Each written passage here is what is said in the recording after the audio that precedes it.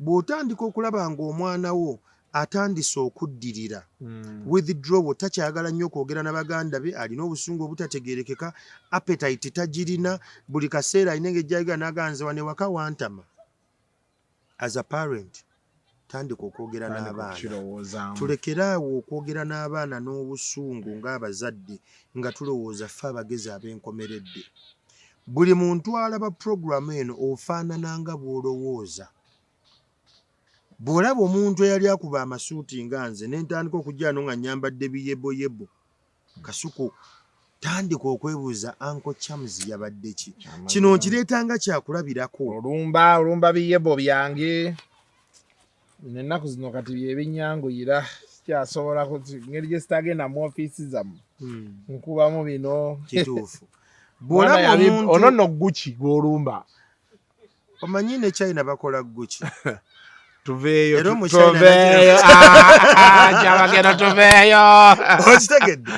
So we need to identify the change in patterns ez'abaana.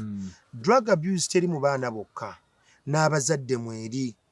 Waliwo abazadde abakozesa ebiragalalagala okubeera bataata, ng'asooka kunywamu bbiya ze 3 n'alyoka ajja ewaka n'ayogera nga taata, kubanga talina confidence eyo. Confidence eyo eviira ddala eri gye yakulira ewaka. Tebaamugamba kimala nti he's enough, tebaamugamba kimala that you're special, tebaamugamba nti olina obusobozi okukola ekyo. Kati zino effects zi spill over ze tulaba mu bukulu.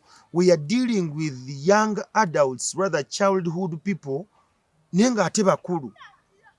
Biri ebintu twetaaga tutandika okunoonya therapy Kasuku.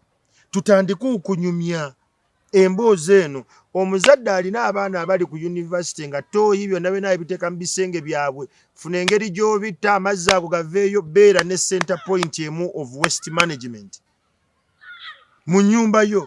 Abagenda okunaaba fuluma awo ekisenge ky'ogenda onaabedda mu kisenge ekyo. It's okay. This way ogenda kuba obaggyeko luxury gye balina mu kisenge. Limujje TV mu bisenge by'abaana. Mu by'abaana mubiteekaawo mu ate ewuwo omukadde mu kisenge ekikyo. Ekisenge wange TV. Bintu bibiri ebirina kwegamba okuyamba ennyo okutegeera omugaso gw'ekisenge. Ekisenge kirina ebintu bibiri, kwebaka na kuzaala, resting and procreation. Era ddaki omaze n'oyogera eki? Ndowooza olaba content we Uganda bwali. Kati mu ebyo bye mulimu kwepiica y'endowooza erimu eyo. Omuntu yenna ateeka kye bayita blue screen mu kisenge, emigaso oba ogyonoonye. Mu kisenge ekyo tolina ssula yo na ssimu yo. It is to rest. Go and rest. Tamagalo, you don't sleep with your phone. I don't. Esula mu kitchen ate nga ngikyajinga ate ng'eri off. Eno amaanyi nina gassa kulinda n'ategeera nti wano we yajja si wakojjaawe. Action man. Ate bwemba siri mu action mode, I am sleeping, I'm resting. Kati okuteekayo device yonna egenda okuwugula, omukyalo ogenda wunzika tomuwadde attention, oba omukyalo ogenda wunzika nga balo tomuwadde attention. This room is meant for procreation and resting. Can we just have that? Mujje gadgets mu kisenge. Abaana be muwadde gadgets, omanyi bino ebintu bwe mbyogera, abantu abamu balowooza nti I am conservative, ensi sigiraba gyetambula, naye mmwe abeefudde abatambula n'omulembe, abaana babalemye kati. Abaana we bali temukyabategeera kye bagoba. Omwana agamba, no mami, me I'm working on my thing, I'm doing my own stuff. What do you mean your own stuff when you're under my roof? I need to give guidance. I need to offer leadership. I'm doing my own things, man. What do you mean? Sit down. I'm your father. What are you doing? Let's talk about it. How would you talk to me, man? Am I your friend? Am I your age mate?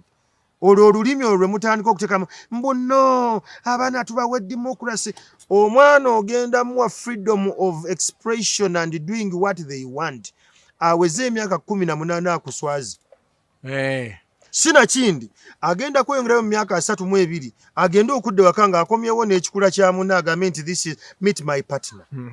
Olwa democracy ono gwe mutandise okuleeta ebyo ebyekisirusiru. Kasuku okubeera ng'omuntu mufudde okubeera independence tekitegeeza kubeera nti afuuke musirusiru. Bwe tuba tuwa abaana liberty and democracy to express, we must draw the boundaries. tomala gayimirira mu nnyumba yange no juzi nalaba kazaza nga kasooza maama waako yeetaaga akunyumiza ekyakatuukako kibooko galamira wansi kyamagero okuba kibooko omukubako akayiino omugaa tokiddamu mpuliriza kibooko wakimukuba abaana kibooko omwana yenna buli woonoomulaga presidency nti it's okay to jeer your mother, it's okay to disrespect your mother, it's okay to belittle your father. Omwadde presidency gyagenda otambula nayo obulamu bwe bwonna nti talina authority gyagenda kuwa kitiibwa. Yagalamira waawe siripazezi munfu nemugamba atedda mu kisenge kyo kizaza kyaffe nakiweerawo levu. Era Mandela n'agenda n'akigamba sirikawo naye taata waffe tayagala kunyooma mukyala we. Ekyo bakimanyi. Omuntu yenna gw'olaba atassaamu ba buyinza na bakama b'ekitiibwa ewaka gye yakulira baamuwa nnyo libate eyo nti ayogeranga bw'ayagala addamu nga bw'ayagala. Kati mweno musanga omuwala nga mulungi nnyo naye ng'enziramu ye ey'ebigambo si nnungi. Before you judge them mbuuzanga ebibuuzo ebiri sato naye nga you're digging deep. Wakula ne mama we waka nti nze nakula ne mmange nzekka taata teyaliiyo. Kati bw'omulaba engeri gy'atreatinga abasajja alina obusungu bw'otamanyi. We yakulira deficit eri webale nnyo nti maama we yamugamba abasajja zonna mbwa. Kati talina respect into any authority whatsoever the case it is. Omusajja ataakula na taata bw'omusanga ebiseera ebisinga ng'awayininga ng'omukazi bannange batugenda kola tutya because fiber eri ey'okubeera omusajja that you must give solutions and at times bw'oba tolina solution it is okay to open up to a female akuyamba akuli okumpi tagirina mu bwongo. Kati bwe tubiraba leero ffe tulowooza nti oyo gundi mukambwe nnyo bw'atyo nedda fiber wali weeva abaana okubawa eddembe lyabwe muli bawe naye njagala mubategeeze nti eddembe lye muwadde abaana ffenna we are going to pay. There is a return on investment. Omwana eyakuzibwa mu maka engeri gy'ayatulamu n'engeri gy'eyisamu mu bulamu yanjawulo. Approach ye to life ndala. Omwana eyakuzibwa mu maka ng'abazadde tebafuddeeyo kubuuza omanyi bataata tubuuza what do you think gw'olowooza ki bamaama babuuza how do you feel owulira otya. Kino kiwa omwana leverage okutandika okweyabya n'ayogera naye bana mubataddemu do your thing whatever makes you happy. Ewange whatever makes you happy tekijja kusoboka tekiriyo tekirinayo. Whatever makes you happy is not a place. Whatever rhymes nekazaza nga katoka kuba ebisiripa ebyo byonna bannaye tanaweza na myaka ena. Nze nkugambye omwana wetaaga osoma akatabo bakayita the manipulated man. Kanoonyi era gwe alaba channel eno njagala onoonya akatabo ako ka bwereere ne online kwe kalinoonya PDF ya bwereere the manipulated man.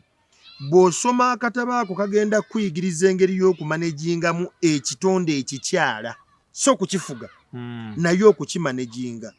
Abaana ze zimu ku gadgets oba bye bimu ku bi creatures bye tulina ebitonde ebisinga okumanipulatinga abazadde.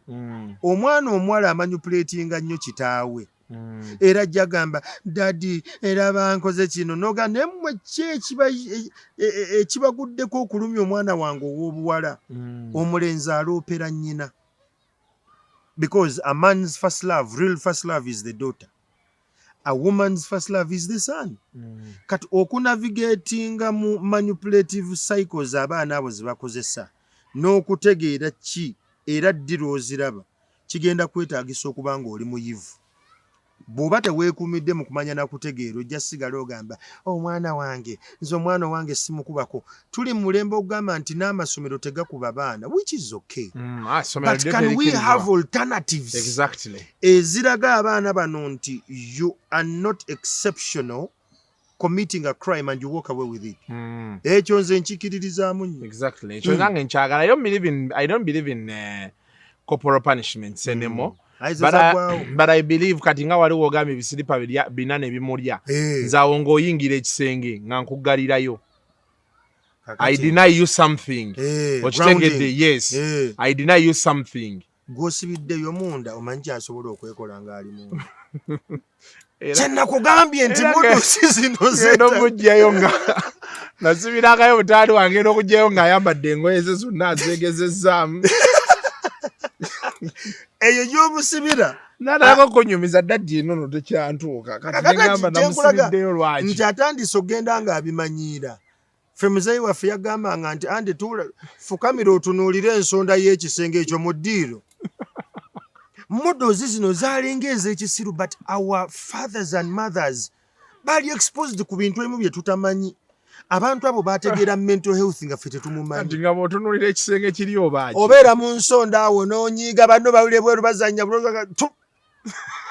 noddayo ng'abeera awo ng'akulaba naye nga tolina kyakkola paka boota n'akubuuza nti kyekifukamiza butawulira somehow yakuggyako privilege y'okuzannya ne banno the right to association with your friends n'otandika okudda engulu so drug abuse on a whole nze ndowooza nga tetunnatandika kugamba gavumenti eteekewo emisomo egimala okwogera ku nsonga eno n'amalwaliro n'amatendekero agamala eggwanga lyonna tulina ba psychiatrist 15